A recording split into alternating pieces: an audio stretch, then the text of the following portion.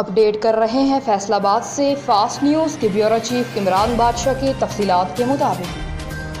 जहां SSP patrolling police Faisalabad region Chaudhry Farooq Ahmed Handal की हिदायत पर मोबाइल एजुकेशन यूनिट ने फैसलाबाद में वन व्हीलिंग और कम उम्र अफराद की ड्राइविंग के खिलाफ टोल प्लाजा शेखुपुरा रोड पर आगाही मुहिम चलाई, जिसमें अवामुन्नास को ड्राइविंग के मुतालिक अहम मालूमात देते हुए बताया गया कि जब तक किसी फ़र्द की उम्र 18 साल नहीं हो जाती और उसका शनाख्ती कार्ड और ड्राइविंग लाइसेंस नहीं बन जाता, कानूनी तौर पर वो ड्राइविंग करने का मजाजी नहीं है। इस दौरान मोबाइल एजुकेशन यूनिट के इंचार्ज सब इंस्पेक्टर रिजवान भट्टी ने शहरियों को वन व्हीलिंग के मुतालिक कानून साजी का बताते हुए कहा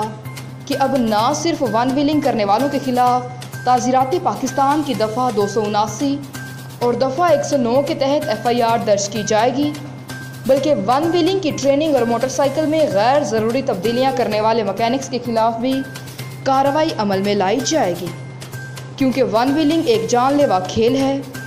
report fast news bureau chief Faisalabad.